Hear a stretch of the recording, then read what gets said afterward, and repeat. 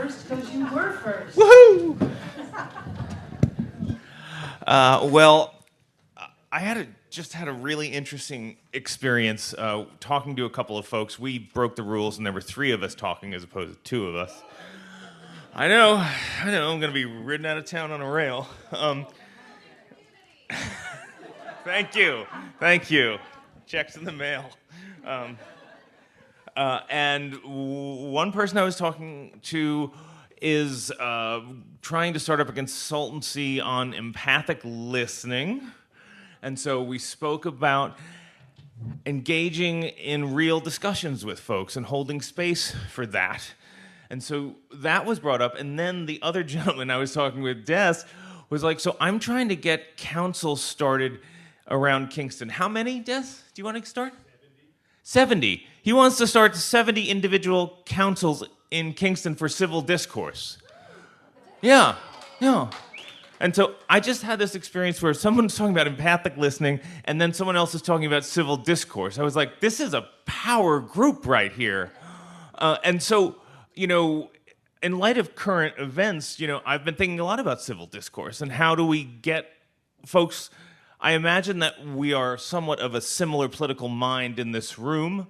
And how do we get people who are not of a similar political mind together with us in ways that we can actually interact with empathy and try and understand each other? And, I think many of us said this 8 years ago, and look where we are. Fine. But I don't know what else to do but try it again. So that's one bit of learning that I took from today. I'm sorry, what is your name? The human being that Brian was referencing? Des.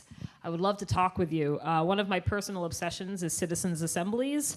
I've gone over to the Hannah Arendt Center. If you are not familiar with their conferences, they're incredible. It just happened this past fall. They had tribalism and cosmopolitanism. But citizens' assembly is something that I've been following, and I've actually gone down to the Innovation Lab for Democracy down in the city that Bard hosted. So, yes, please. Got me on this road 20 years ago. See? I love it. So, yeah, I would love to be overextended. And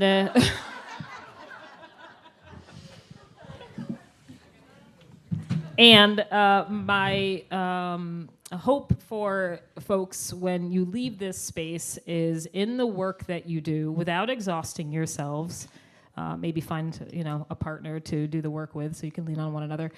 When you think you've gotten to the place that you think you would like to get to, ask yourself what else. You will likely continue to ask yourself what else or who else over and for infinity. It's going to go on for an infinite amount of time. So just continue to ask yourself, we are governing who is not in this room. And do that over and over again, and do it consistently, and do it when it comes to the questions that you're asking. When you're asking a question, who does this question serve?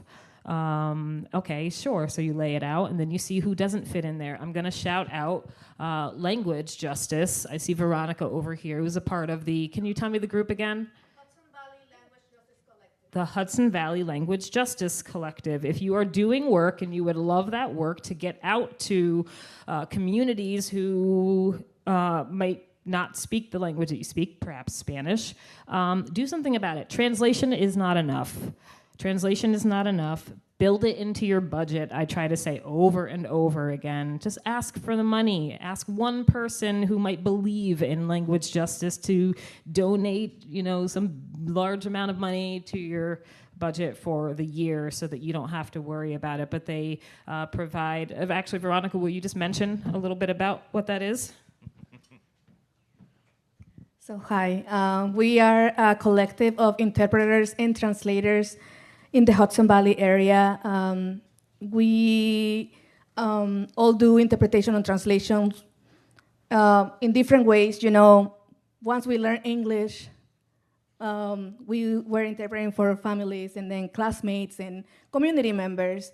But language justice is basically that anyone should speak in the language that they feel more comfortable in, which means that any space like this should be multilingual, where there's language resources, either written or like interpretation, available for the communities, that the systems that are serving the communities know that they have to have the money on their budgets every year in order to serve them. If you want them to participate and be part of the conversation and the changes, you have to do the work too. And it's also to understand that because these communities many times have been excluded from these spaces and these conversations, it takes a long time. So you have to gain their trust, get to know them, they have to know you, and they have to know that you care. So let's do the work together. Thanks, Veronica. Oh, and fun fact, something that I hear all the time, interpretation is spoken and translation is written. So even that one thing, oh, we would love to have someone translate at that event. Well, that's interesting. I'm not sure how that's done. I'm done.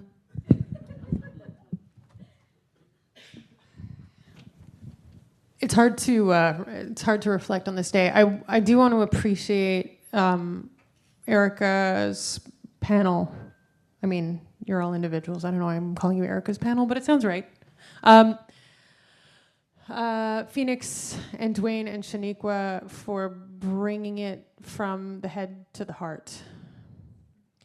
For those of you who know Pattern for Progress, we are data nerds. That's what we do. And the reason why we stay in objective data land is because we are trying to remain apolitical, even though everything we do is political, let's be real, but certainly transpartisan.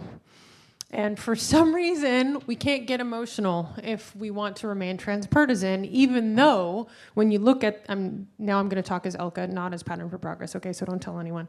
In the exit polls, I'm looking at, I don't know if any of you looked at the exit polls, but 30% of everybody, okay, regardless of who you voted for, was motivated by fear or anger, okay? Didn't matter who you were voting for, okay? So we all have the same needs, those same well-being needs. And granted, some people's fear is different than others. Some people are, vote about the economy, which is a fear of being able to put food on the table. Some people vote for fear of not being able to be themselves. By the way, myself included. It's not the most amazing time to be a queer Jew, all right?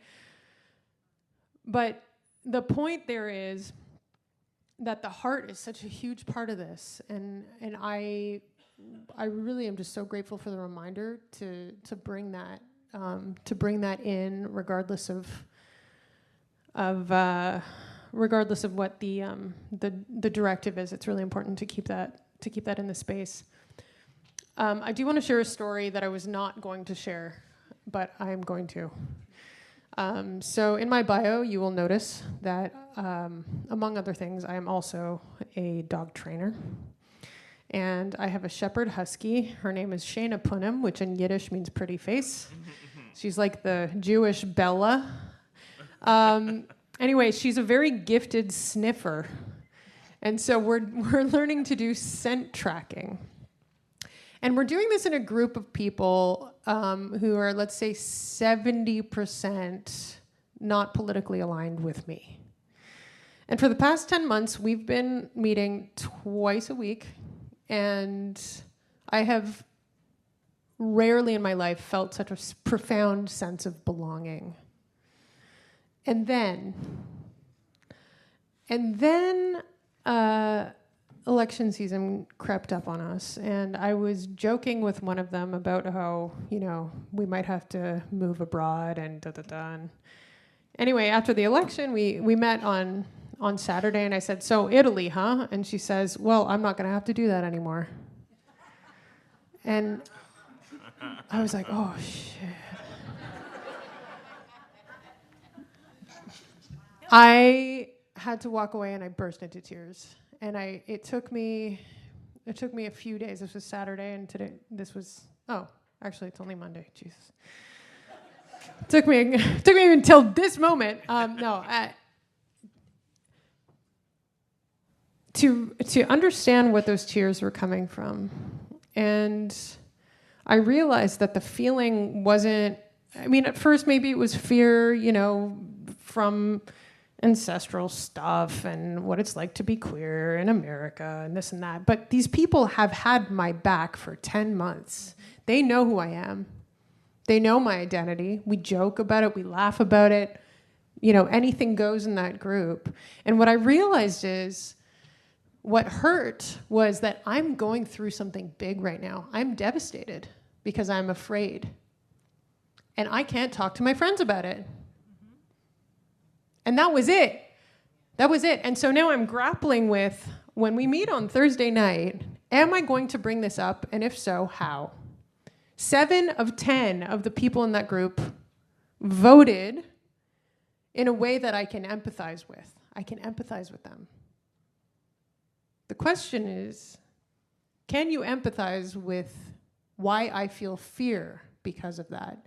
Without feeling like I'm trying to change your mind. Can you just empathize with how I'm feeling right now? And before today, I was really on the fence about whether I was going to do that or not. And I think all of you have pointed out the importance of doing that, and so I'll report back after that conversation happens. But, you know, I wonder how many of us have connections with people who think differently than us. And I mean, I'm sure all of us do. And are we getting to that heart space together? And how do we get to that heart space? I'd love to talk more also about, you know, mediation and connection over those civic dialogue, et cetera. So anyway, thank you.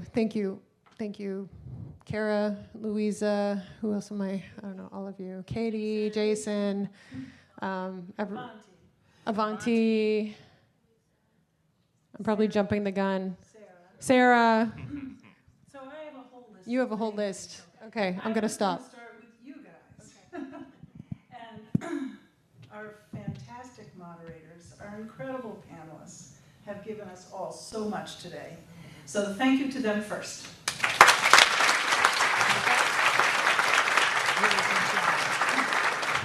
I want to thank the whole Mohonk Consultations board. And if the board members who are here could just stand up for a second, that would be great.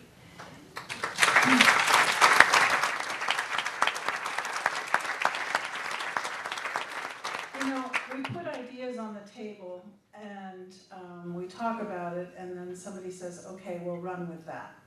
And we ran with this one, and I'm so glad we did.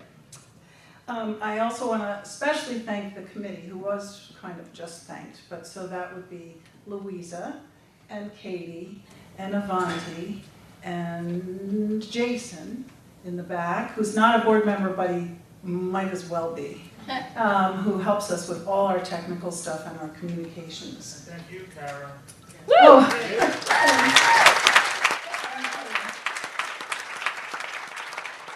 And finally, I'd be remiss in not thanking the Mohonk Mountain House, who supports this organization and makes it possible for us to have these events in this beautiful space.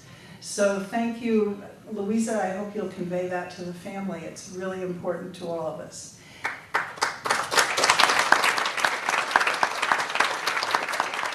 And finally, I'm going to invite our musician friends up.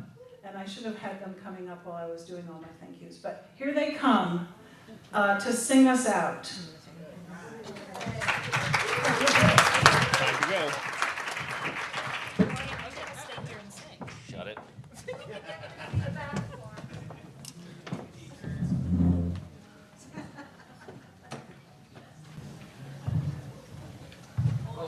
Betty's going to read this song, but it's a song written by and Terry Leonino of Magpie. And it's what we call in the trade a zipper song. In other words, the words are all the same except for one. You just put in that one word each time the verses come around. How we do that. And you might want a sign. So if you're going to give light, I don't know what your light's going to look like, but you might want to just go like that. And I think you'll catch the rest of them. So simply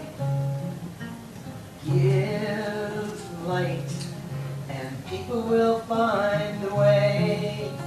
Give light, and people will find a way. Give light, and people will find a way. People will find a way, I do believe. Stand together, and people will find a way. Stand together, and people will find a way. Stand together, and people will find a way. People will find a way, I do believe. Teach peace, and people will find a way. Teach peace, and people will find a way. Teach peace, and people will find a way. People will find a way, I do believe. Give love, and people will find a way. Give love, and people will find a way. Give love, and people will find a way. People will find a way, I do believe. Teach peace. Teach peace, and people will find a way. Teach peace, and people will